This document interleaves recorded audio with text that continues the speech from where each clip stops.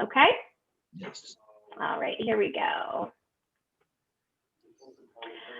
Hello, everyone. I am Christy Cohen, CEO of the Restoration Industry Association, and it's my pleasure to welcome you all to part 2 of our Meet the Candidate sessions for the upcoming RIA Board of Directors election. This is a new forum that we've developed to give RIA members the opportunity to get to know our slate of candidates before casting their votes in the Board of Directors election. There will be an opportunity for Q&A with our viewers today, and if you have a question you want to pose to the candidates, simply type it into the chat box. Today's session will be recorded and made available on demand for viewing as well. And the election voting will be opening next week, so all RIA member voting representatives will receive their ballot electronically via email.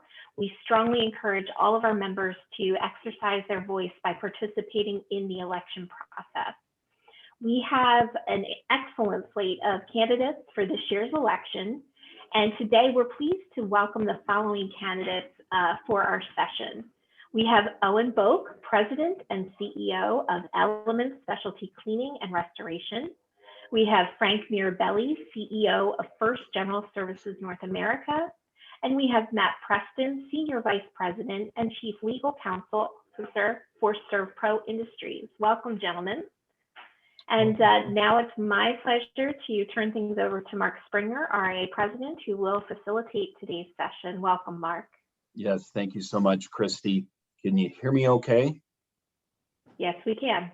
Excellent. Well, again, thank you to the candidates who took the time to fill out an application and be willing to be scrutinized in this way before their peers. We have such an excellent turnout this year. We ended up having what we believe is a record number of applicants for RIA's Board of Directors. We're really proud of that because we see that as an indicator that our industry is truly engaging around the issues and the things that we have been striving for, to see restoration contractors' voice amplified and to see unity in our industry is something that we are seeing play out in tangible ways, like in the interest in our Board of Directors. Our slate of approved nominees went through a process according to our bylaws whereby a group of our members evaluate the applications, and then the slate is brought forward to our membership. We have 5 open seats this year for our Board of Directors. We have 6 candidates, so this is a competitive election. Your vote matters. Please, when you receive your ballot, make sure you fill it out, make sure you turn it in. You know, in the past, we didn't have competitive elections and they were paper ballots. We didn't get a lot of response. And now we have seen, starting with last year, having competitive elections and having the votes done electronically, we've seen so many people engage around this important decision, which really dictates the future that our board moves for the association and how our industry advocacy and education and all the initiatives that RIA seeks to advance move forward. So again, thank you. We'll start just like we did yesterday with each of the candidates that we have. We have questions for them to help you get to know them a little bit better. And we go again in alphabetical order by their last name. And we're going to start with Owen Boak, who, Owen, you deserve extra kudos. I try to be very fair in this process, but today when we have to have someone get up at, what time is it right now in Australia? Just after 3 a.m. 3 a.m. They deserve a little extra kudos for getting up at 3 o'clock in the morning. Owen is currently on our board seeking a second term. Our bylaws allow for 2 consecutive 3-year terms. Owen is running for his second term. And so, Owen, thank you for being here today. And what we'd ask first, our first question for you is, tell us about your background in the restoration industry. Tell us a little bit about Elements Restoration and the role that you currently hold in your organization.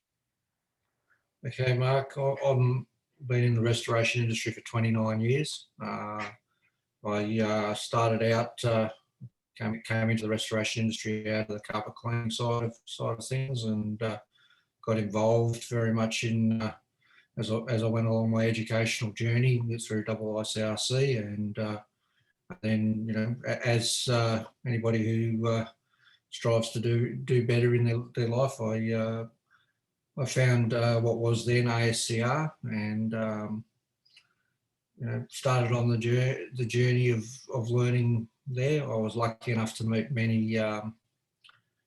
We've had a very strong relationship with the US for many years. I'm in Melbourne, Australia, and being part of the industry and the industry associations of various kinds over here over the years, we very much grew to know many of the US teachers, and lucky enough to meet people like Pete Consigli, and you know, we had people like Mickey Lee come out. A lot of Barb Jackson. A lot of fantastic people came out to Australia, and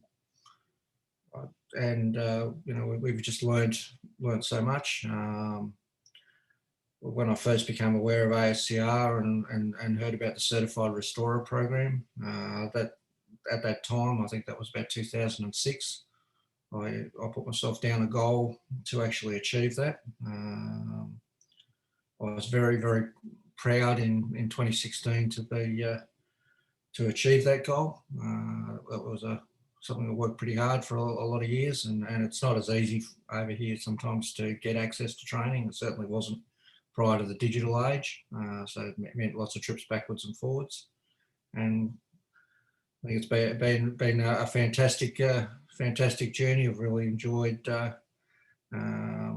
know, learning about things like building science and you know, some of those courses, and I'm happily right at the moment participating with the building science team in rewriting that course, and it's been that in itself has been, you know, one of the fantastic opportunities in the restoration industry, and through the association has been to get to know so many other industry leaders. It's a real privilege, and to learn from them and to share with them, and you know, we've made friends all over the world, and so it's just a fantastic industry to be a part of. As far as my business is concerned, we're based in Melbourne, Victoria, so we're down south in the US, in Australia, sorry, and we operate just in our local state, which is not, Victoria's probably one of the more populous states, but not geographically the largest, and we're basically what most of you would describe as a mitigation contractor. So yeah, we've got about 30 employees, and yeah, we're pretty proud to have been in industry for nearly 30 years. So thank you for that background. Just for those folks who are watching this, RIA has about 100 members in Australia, and certainly a little different business challenge over in Australia in some respects than here in the United States. But from your perspective, Owen, what challenges do you consider to be the most important for restoration companies as they emerge over the next 3 to 5 years? I think technology is going to change us all in the marketplace. We're going to be exposed to more scrutiny. In that process, though, I see that there's an increasing need for adherence to good practice, and to me, shining a light on people doing the wrong side of things, trying to use, as we've seen in the States, use platforms to put, you know, undue pressure on people that is not necessarily justified or correct in terms of repair. I see adherence and understanding of standards and education for the practitioners in our field has been one of the greatest challenges, and that's one of the big things that I've been working on here. I didn't mention before, but I'm also was involved in setting up a chapter in Australia, and I'm the current Australian chairperson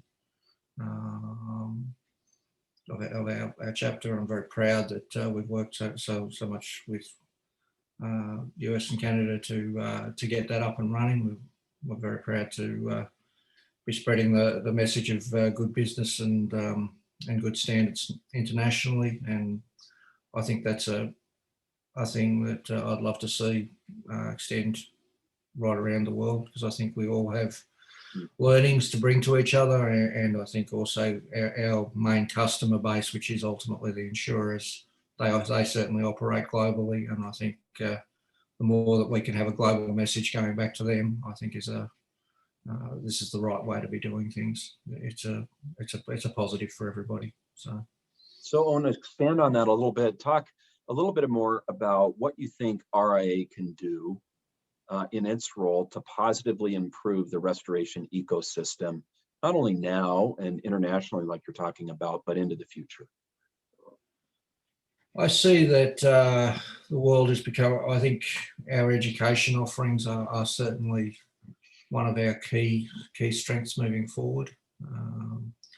I think that there is fantastic opportunity for the industry in improving the professionalism and the conduct of our members, and that's certainly through many of the position papers that have been, and that fantastic work the advocacy committee have been doing really does help send a positive message out into the marketplace, instead of just it's so important to be sending proper professional messaging out on the industry's behalf, rather than just people complaining that they're not getting paid what they'd like to get paid, or those sorts of things, when often the message that they're sending to their customer is not necessarily always the right one.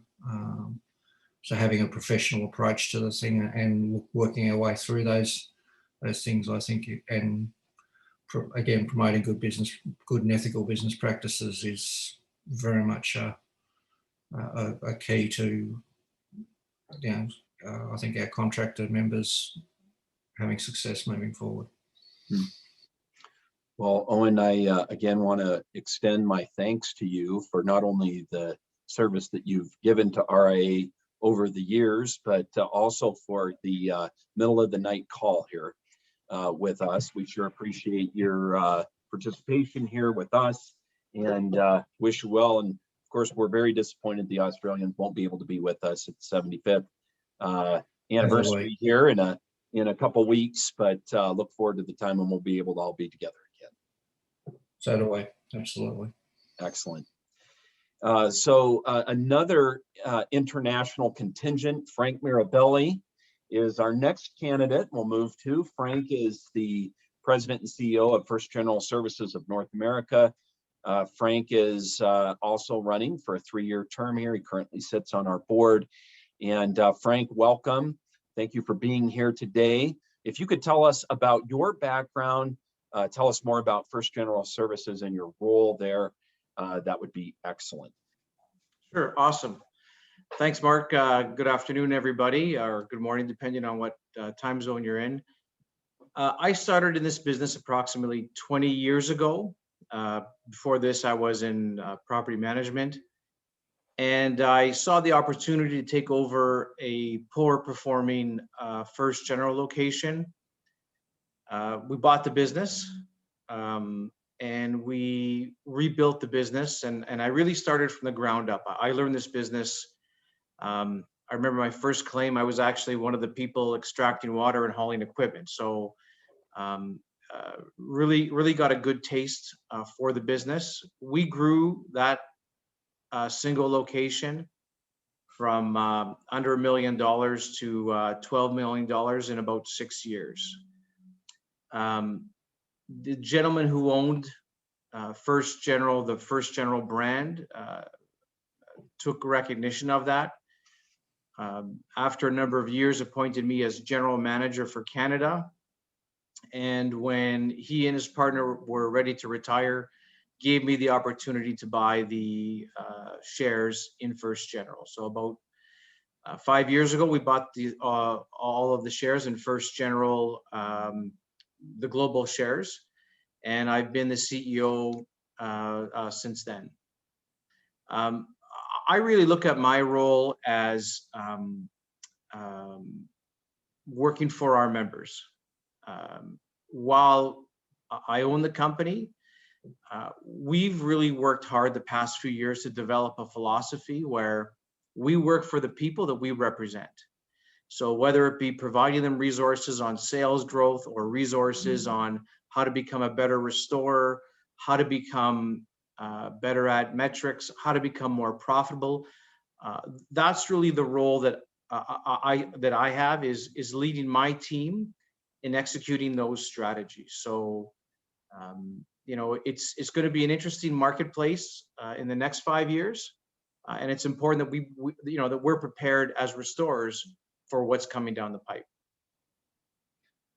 Excellent. And so when you think about what's coming down the pipe, Frank, what do you see as challenges that not only y'all face in Canada there, but the larger restoration ecosystem that are most important over the next 3 to 5 year time period?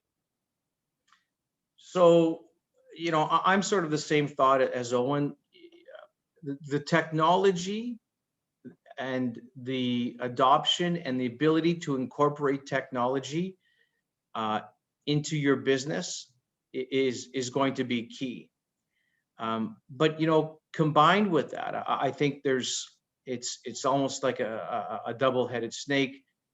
There's consolidation in the marketplace that we're seeing here in Canada, and that really is starting to occur across the globe. It's happening in Europe as well, that the number of insurers out there are decreasing. And really, it's like every other industry. The larger companies are swallowing up the smaller companies. You know, that's more of in the 3 to 5 year challenge. You know, I see in the next 12 to 18 months, inflation and the ability to impact pricing to keep up with inflation is definitely going to be a challenge, whether it's in Canada or in the US. We have offices in the US as well, so we watch what happens there quite actively. And it's important that as restorers, we speak with one voice, that we have groups such as the advocacy committee to prepare white papers and documents that really look after the interests of restorers, whether it be in Canada, the US, Australia, or wherever, because the long-term sustainability of this industry is crucial. Absolutely. And so RIA, you talked a little bit about what RIA is doing with advocacy, but expand on that a little bit and talk about how you feel that RIA can positively improve the restoration ecosystem, not only immediately in the short term, but also in the long term into the future. So the AGA committee, I think is crucial. You know, as an example, the white paper on pricing, or the surveys on the TPAs, those are critical because they truly help define in a very succinct and black and white format what the current issues are. And I really see that the RIA, that's one area that can positively impact our industry and the restoration ecosystem. You know, I also think being able to bring restorers under one roof,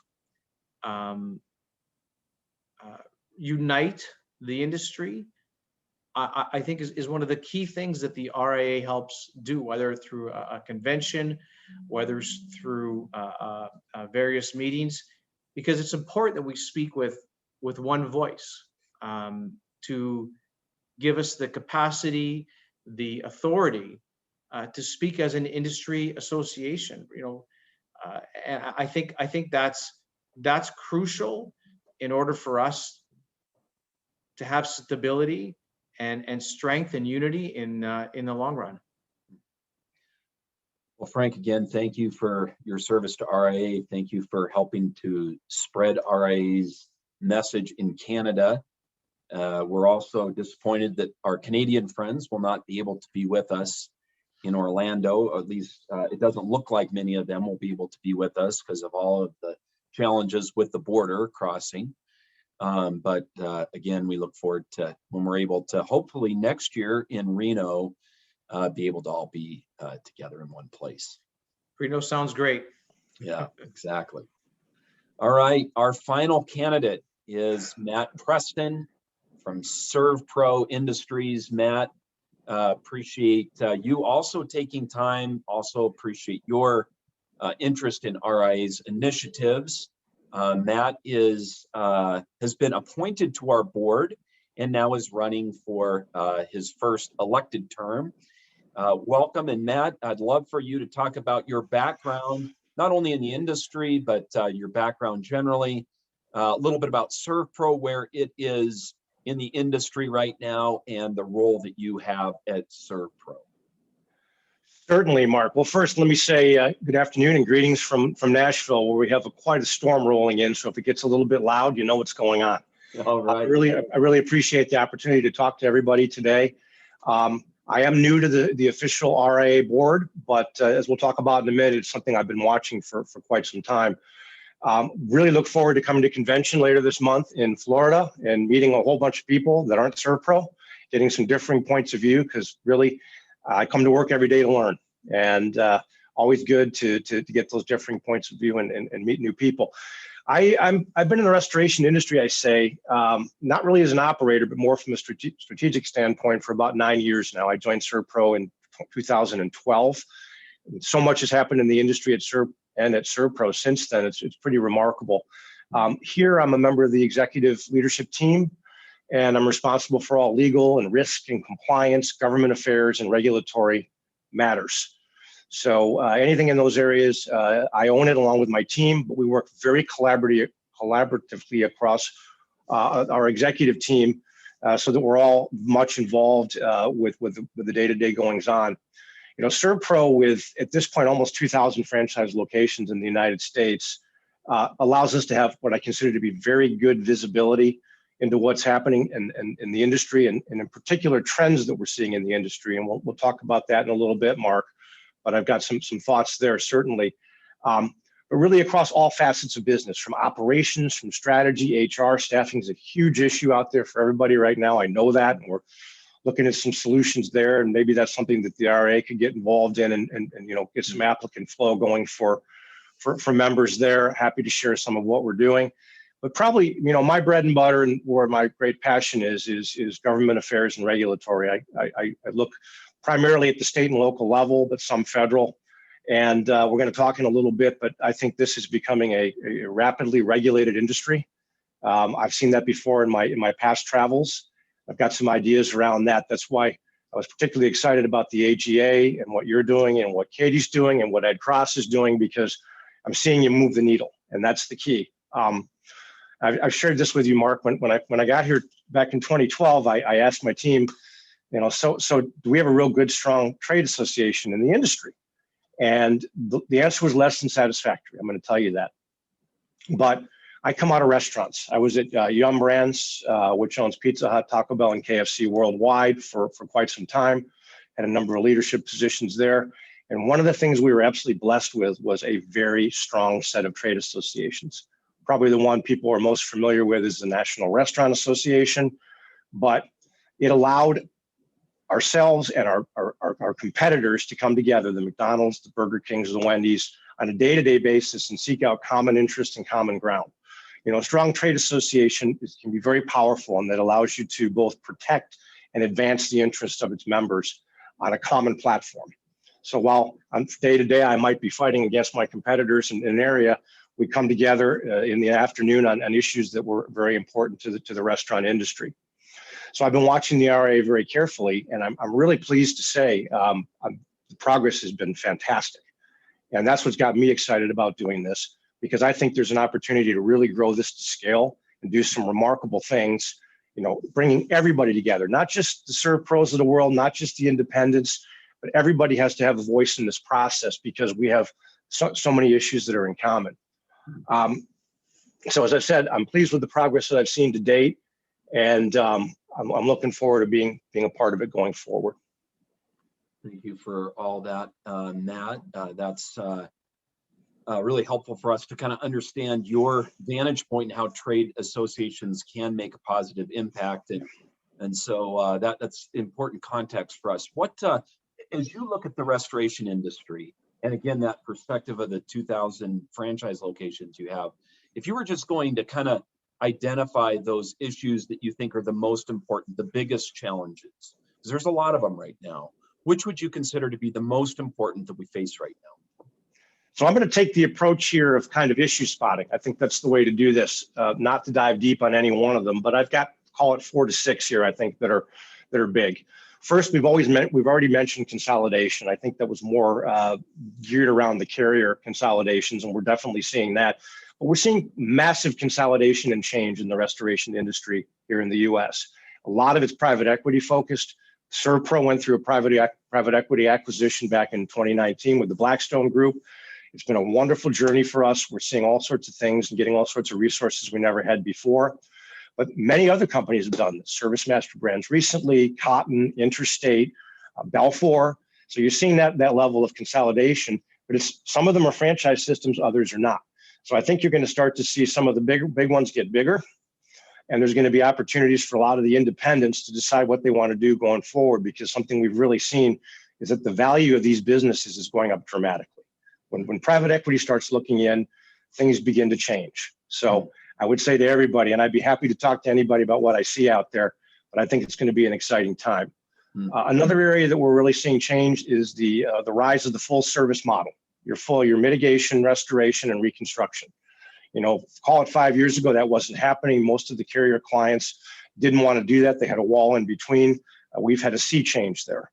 So if you're not doing both of those, you're not relevant right now, unfortunately. And we've had to bring a lot of our franchises along and train them up. It's been a pretty good journey, but I imagine others are seeing the same thing. As mentioned earlier, rise of technology in the industry, phenomenal right now. You know, you're seeing a lot more desk adjusting at the carrier level, a lot more of the emphasis placed on the restorer or in some cases the TPA to provide what would be traditionally considered insurance functions. So we're all having to do this, which is a good thing. It's a great opportunity. You're also seeing all the audit and back end audit requirements out here, which is something we're very focused on. The automation of what we do is pretty remarkable. I'd be remiss if I didn't say just a significant increase in regulation at the state and local level. You know, we're tracking a lot of this, and this is something I would look forward to doing even more closely with the RIA. We have a number of resources available here we'd make available to the team. But again, this is all for the common good. This isn't one restorer over another. We're all fighting for our lives and survival here. And then I think I just point out that we're seeing more and more carrier programs out there. And you know, it's very much becoming, if you're not on the inside, then you're on the outside looking in. And I think everybody needs to understand what that means as we're beginning to try to unpack all of that. But those are just a couple of the hot issues and opportunities that we're seeing. Excellent. So RIA's role in these, where do you see RIA being able to make the most positive impacts and the most positive strides? It's clearly we could get into so many different things and really dilute our effort. What are the most important ones for us to do or focus on for positive impact?